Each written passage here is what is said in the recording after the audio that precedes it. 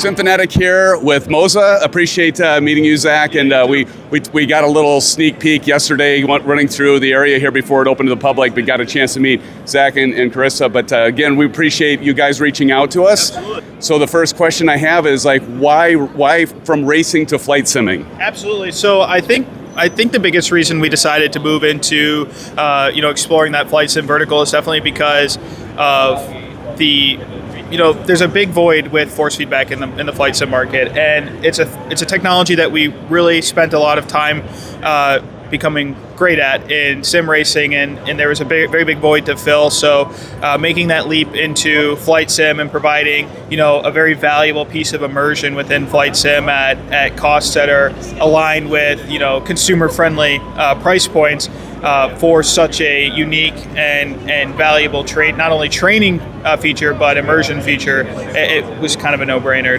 to kind of move into the field, right? And one of the things that I've noticed about your products is the build quality, metal construction and that sort of thing, a good feel. The force feedback stuff is really cool. I know that. How does your background in racing sim hardware influence your approach to flight sim products? And you kind of already answered some of that, but anything you want to expand on that? I really think it's just kind of the fact that we spent a lot of time developing that, and flight simmers are very passionate. We're a very passionate community, and they deserve the best, right? No, that's good. And where do you see Moza flight sim line in like 2 to 3 years? Over the time of our expansion into the flight sim market, there's a lot of stuff on the market. Right now, we're looking to expand pretty rapidly on our focus in general aviation, but we're exploring opportunities to diversify further. But I think you'll see a lot of really cool stuff on the market from us over the next 2 to 3 years, focusing on general aviation. Awesome. Force feedback rudder pedals, maybe? No comment. Okay. I don't have any information to share. I had to throw an extra question in there to throw you off. Can you give us any hints about what future flight sim peripherals are in the pipeline? So, kind of going back to what we were talking about, general aviation. We're looking to collaborate with a lot of big players in the market, and kind of see what we can bring to the table for flight simmers to not only further their immersion, but have some really neat products in their home offices and cockpits. This is a good question. How much input do we talked yesterday, you're into aviation, obviously, in real life. Yep. And so how much influence has Moza had with real pilots to get input on their products? So I've given some input. I know that we've had several users who are real pilots provide input as well. Being that this is a new vertical for us that we're moving into, we're very open to feedback. We have some feedback forms available over there as well for our existing products and the new products that we've tried. But for us, we're very open to feedback. We're very appreciative of how excited and supportive and passionate that the flight sim community is. And all feedback's welcome for us. We're willing to act on anything that's credible or that we think will make our products more desirable for the flight sim user. How important is multi-platform support for Moza? I know we've got several Xbox simmers, not just PC. So any compatibility for Xbox, either currently or in the plans? So with our sim racing products, they are compatible with Xbox. Our current lineup of flight sim products are not compatible with Xbox at this time, but it is in the pipeline.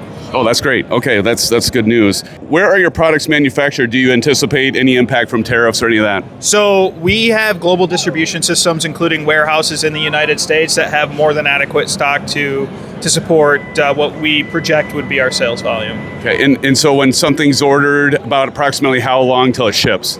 I believe our longest time frame is the AY210. If you ordered now, it'd be here end of July. Today is June 27th, 28th. So should be here by the end of July. How are you differentiating yourself from companies like Honeycomb, Thrustmaster, or Turtle Beach, some of those others? A lot of companies have great products on the market. I think the biggest thing that sets us apart is our force feedback and the build quality of our products at the price points that we're able to offer them, right? You have all metal construction on our products for the most part with force feedback and high quality materials. I think it's a revolutionary and it's a game changer for the flight sim community, especially with the massive increase of student pilots in the U.S. Right? For myself, it's an invaluable training tool, especially in VR, to be able to feel the feedback on final with the wind and the wings dropping and different features like that. It's an exceptional training tool paired with VR. We were just talking about this earlier. We have a lot of regular real pilots, right? And the fact that you can gain so much, it helps you when you are wanting to get your PPL or something else to actually use products that give you some of that feedback, because obviously when you're simming, you don't get the feedback, right? And it's important. Yeah, so for me personally, when I was getting into flying, I think the general sentiment for flight simulation is that it's mostly useful for instrument. There's not a whole lot that, in its current state with what's on the market, that it helps with in general aviation. Maybe a flow systems familiarity and learning how to actually operate different instrumentation. I think the force feedback is a game changer there, right? When you're learning how to do crosswind landings, a big part of it is feeling that feedback, especially in VFR. So I think it's an invaluable training tool. One could expand training opportunities for VFR pilots. I could agree more, especially with the rollout, like you're saying, So what's the coolest feature of your new flight sim product that people might overlook? So with our new throttle quadrant here, the MTQ, it's going to be modular. So it's going to ship with some more generic flight throttle handles. But you're going to be able to swap them out pretty easily with additional throttle handles for some of the most popular airliners on the market right now. And then in addition to our AY210, it's going to be our Pro yoke. It's going to have a touchscreen display on it that's going to allow you to customize the entire UI. I think those are two of our coolest products coming to the market right now. We're looking late Q4, potentially going into Q1 26. Okay, excellent. Yeah, I'm excited about this as well. One thing I really want to talk about too is the AB6 that's coming. We have our AB9 that's been on the market for a while now, but going back to the message of we want force feedback in the hands of our customers at price points that are friendly and make sense. We're going to be bringing this to market soon for something that's even more in line with friendly price points. So I believe right now we're looking to target the AB6 at about $400 to $500 US, and it's going to ship in a package with the MHG. So some of our followers are into DCS, big time in DCS. You were talking about the FA-18 and that sort of thing. So definitely the throttle systems that you have here, the dual throttles, stuff like this, the interchangeable flight sticks. That's pretty sweet. Yeah, the F-18 is one of my favorite airplanes. It's definitely a great step, especially with our MTP over here. The MTP obviously recreates a pretty recognizable naval aircraft. Currently still in use in multiple forms around the world, but it includes everything you would expect it to include for that particular aircraft, including finger lift, detents, pull to operate, landing gear handle, or affectionately known as a lollipop, the twist and push, parking brake, your pull and move to operate hook handle.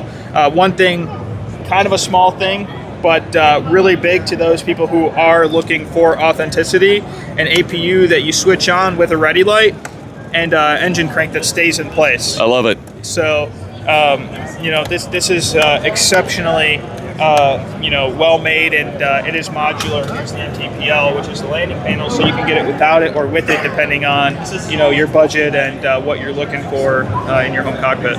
Yeah, this is and over here. If we look at, you've got the force feedback and control here. So how many flight sticks right now do y'all have? So we have the MH16 that are currently available for sale. We have the MH16, the MA3X, and I believe those are the only two available for purchase at this time. Okay, but I would assume there's with the ability to interchange these, that you'll probably have more and more coming out. All of our flight sticks are going to be compatible with each of our bases. So your MH16 is going to be compatible with your AB9 or your AB6, and then any of our yokes that we create, at least at this time, should be compatible with your AY210. Can we talk a little bit about your yoke, the package back here? Yeah, absolutely. Which is available today. Yeah, so the AY210 is available with the MFY yoke. it is force feedback, and it this whole unit, so the MFY yoke and the AY210 would cost you about $850 US. And again, full force feedback, and you got the interchangeable here, which is awesome, and the new one will work with this, right? Fully compatible with the display and all that stuff, right? Yeah. And so, as you can see, it's all metal. This thing, how much does this weigh? Because it does weigh quite a bit. Yeah, so 8 kilograms. 8 kilograms, yeah. I don't know what the conversion is, Yeah. but 16-ish pounds. So not quite as heavy as 40, but... it feels heavier than 16 to me, but yeah. It's a quality build, and it's got some weight behind it, but it'll last you a long time. Yeah. Okay, one other thing, Zach, I want to talk about these throttle quadrants, right? Tell us a little bit about these. Yeah, so these are MTQ throttle quadrants. They're going to come to the market at about $200 to $300 US, and the neat thing about them is their modularity. So again, with what we're trying to do at Moza, we're trying to bring very high quality products at a price point that's very friendly to consumers without sacrificing quality. These are very premium products. And the very nice thing, like I said, is the modularity. So you're actually going to be able to take the throttle quadrants off, or the throttle handles off. The flap and speed brake handles will be removable as well, and then pop them right back on. Very easy assembly and disassembly. There's a screw there for you as well if you'd like to screw them in. And what you can do with those is you can swap those with these. Loving this. So obviously these represent two of the most popular airline aircraft in operation in the United States, and the rest of the world at this time. And pop those on, and that whole process will take you 30 seconds, a minute, depending on if you have the screw in there.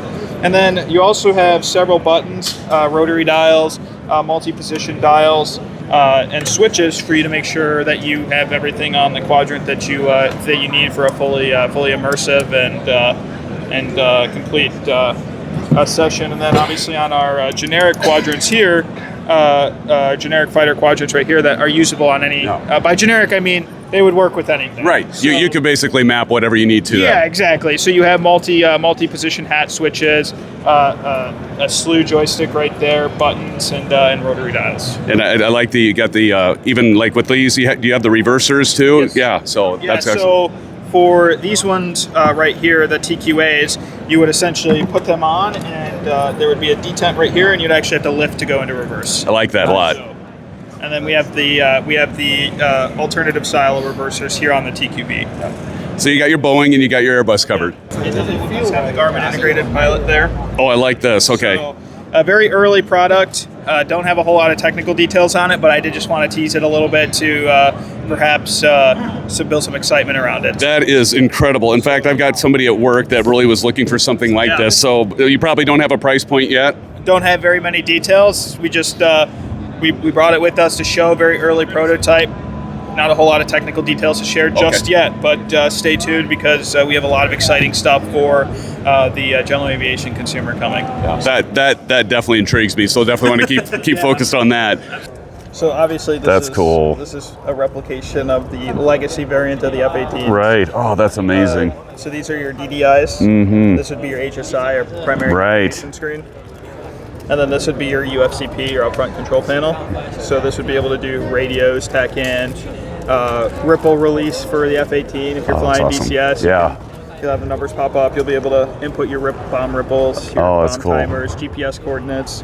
Essentially what you would be doing if you were looking up at the screen and clicking everything on the UFCP and the Legacy Hornet. Then obviously you have your twist knobs and such, and your COM1, COM2 selectors. Nice. And you even got your brightness controls. Yep. That all works too? It's going to be, so these screens are actually going to light up. Yeah. So you'll be able to bind them in DCS, correct? Perfect. Absolutely. All right. Well, I want to say, Zach, thank you so much for your time today. Appreciate Moza reaching out. Absolutely. And friends, be watching out for these products. I know many of you already know about them, but some exciting new stuff that's coming.